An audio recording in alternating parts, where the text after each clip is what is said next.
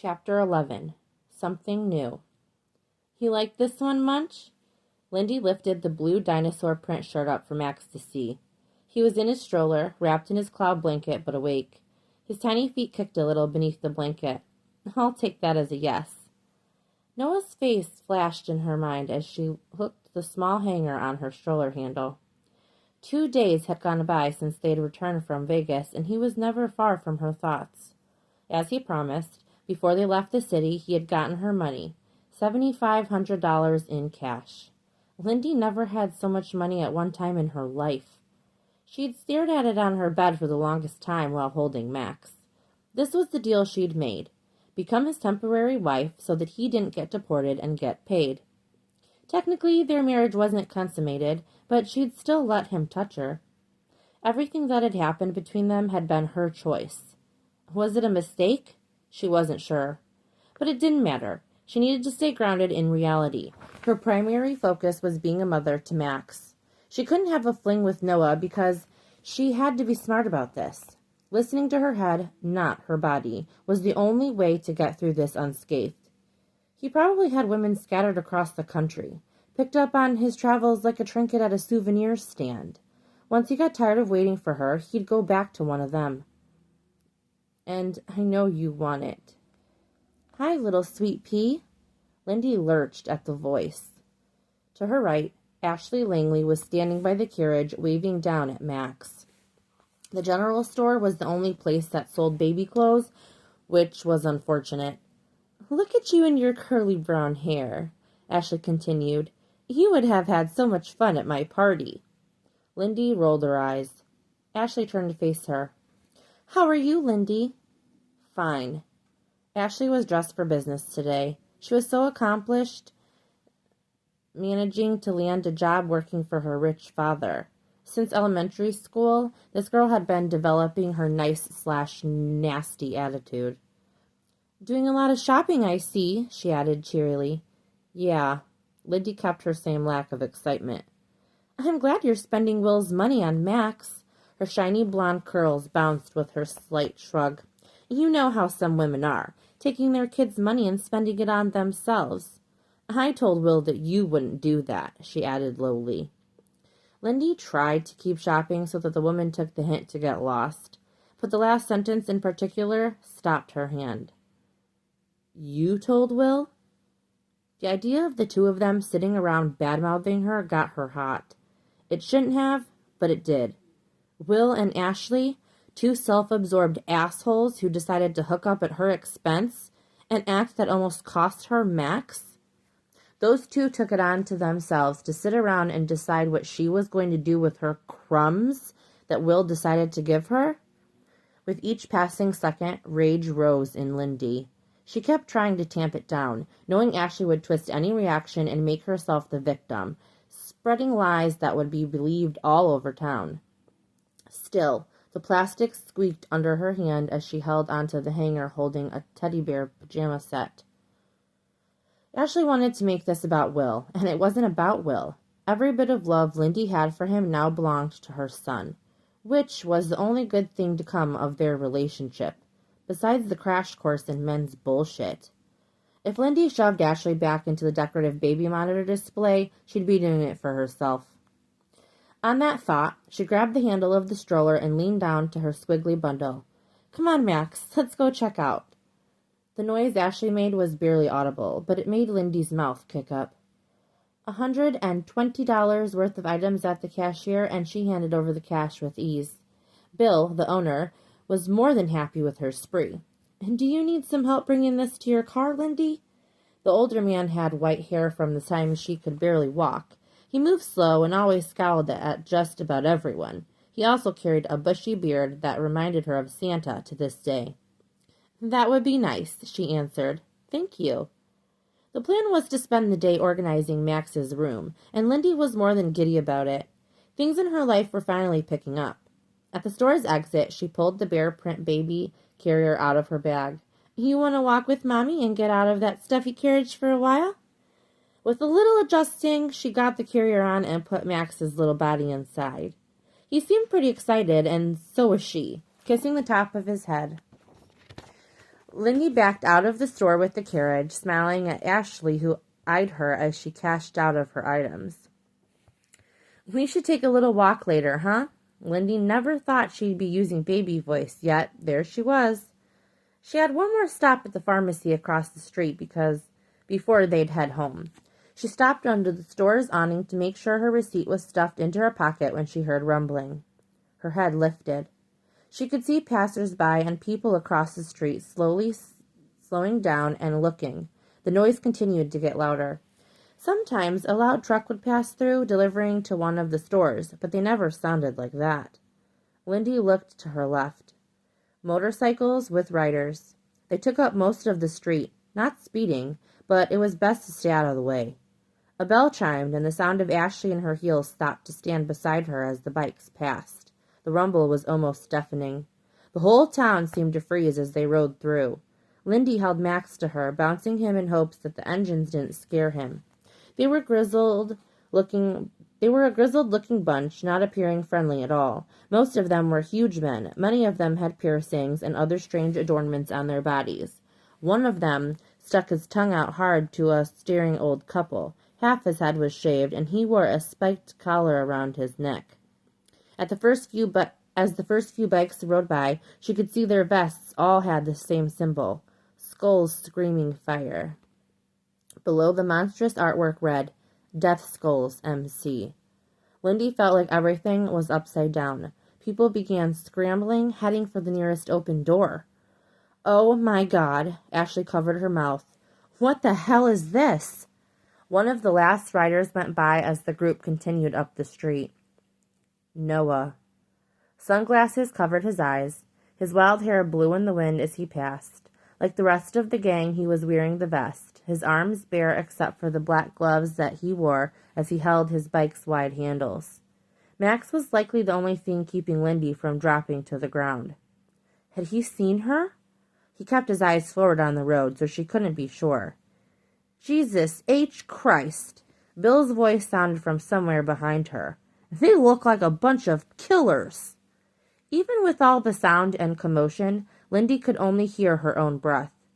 With each rise and fall of her chest, paranoia and realization grew. Noah's MC was here, in Amber Falls. Get inside. Will's voice came suddenly. She looked up, and he was in front of her. Will! Ashley shouted. Get inside somewhere. Will's hand brushed Lindy's arm as he ran off toward his squad car, yelling for people to calm down. 12 hours earlier. Married man? Tin greeted Noah's eyes as he opened his motel room door. Holy shit. Standing outside behind the sight of her sore eyes were 9 Death Skull members. Noah lowered the gun that none of them flinched at being greeted with. Tin grinned and stepped forward, pulling him into a bear hug. Hold Scorp married.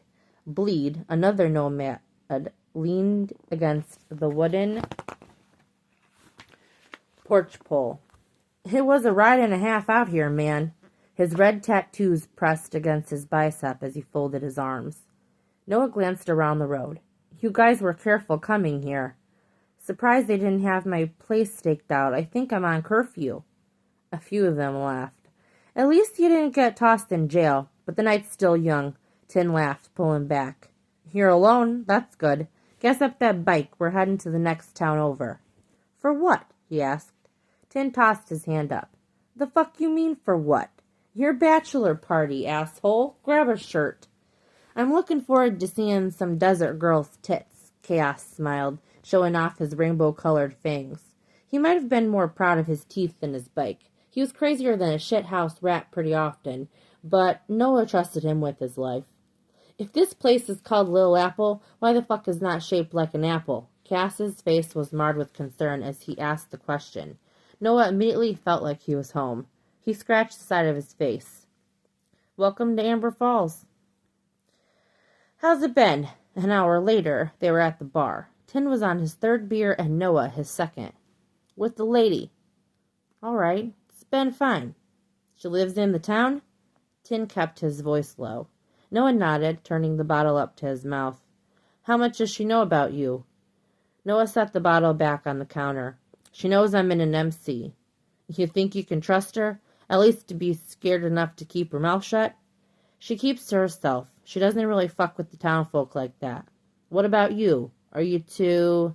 He made a hole and slid his forefinger through it back and forth while grinning. Noah stroked his chin hair. No. So she's ugly? No. Noah glanced at him, sucking his teeth.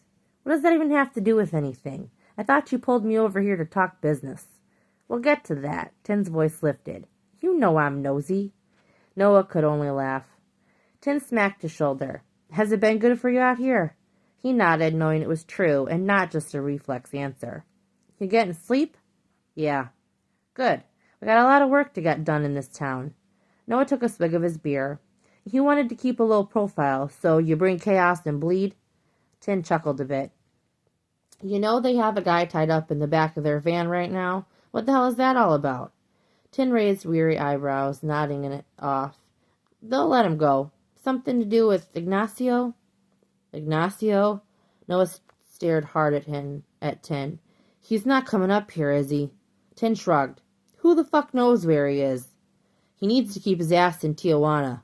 Noah shook his head hard. You're gonna have to cage these fucking guys out here, Tin. They're crazy. Right. I just might have to bail one of them out of jail or something. Noah's lips twisted at the old bastard's words. The police sirens were to be expected. Noah was one of the last to stop as they were pulled over near the gas station at the edge of town. 2 police cars, probably their whole squad. Noah grinned at the thought while he heard some of his crew groan and curse. They stopped in front of all of them. Noah recognized the guy that left his car first. That fucking sheriff. Is it a crime to ride a bike? Tin called out. The sheriff didn't speak right away, observing all of them. His mouth was a flat line above a tight jaw. I'm Sheriff Durand. You caused a lot of ruckus downtown just now, blocking up the road. What business do you have in our town? How do you know we have business? Can we just be riding? Tin questioned. No. Henry, the pipsqueak, was out of his car, providing backup for his boss. Because that guy right there. A thick finger jutted in Noah's direction. He made a point to part his lips in a silent gasp. Durand flashed his teeth, staring dead in his direction. I'll ask again. The sheriff's eyes swung back to Tin. Your business? Tin rested back on his bike. Listen, I know bikers have a bad reputation, and you're just doing your job, trying to protect your town. I respect that. We ride bikes, but we're law-abiding citizens. Half of us are veterans. Noah did a good job of keeping his face straight. He doubted Tin's smooth talking was going to get this sheriff to back off, and the little attack dog behind him seemed keen to bite. Noah imagined him to be one of those extra hairy, trigger-fingery types. I want to get one thing straight. Durand walked up closer to Tin.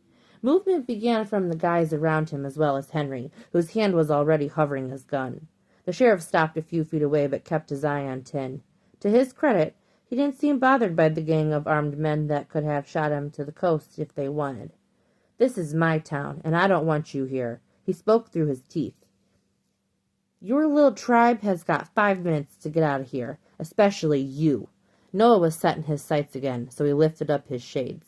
He leaned forward on his bike, resting his elbows against his jeans as Durand walked up to him. I should have rode you out of town the second I laid my eyes on you. Like fucking roaches, Henry added. The fuck with this SpongeBob shit? Chaos asked, holding his arms out wide. In the middle of his stare-down with Durand, everyone started laughing. Noah wanted to, but his face revealed nothing. Noah had seen that look before from plenty of men, and he was comfortable getting off his bike because the guy wanted to go. 1. Tin's voice cut into the mix, but neither man took an eye off the other. You really don't want to do that, Sheriff. And 2, we'll be heading on out of town now, just like you're asking. Noah slipped his glasses down, cutting off his eye contact as if the sheriff wasn't even there. Durand stepped back, spitting on the dirt by his bike. Noah heard it hit the ground because of it. If a speck of it got on her... Out! Durand yelled before heading back to his car. He had to push his pound puppy in the direction of his own vehicle. Tin started his bike, and everyone rode. Both cop cars followed them until They were miles out of town limits.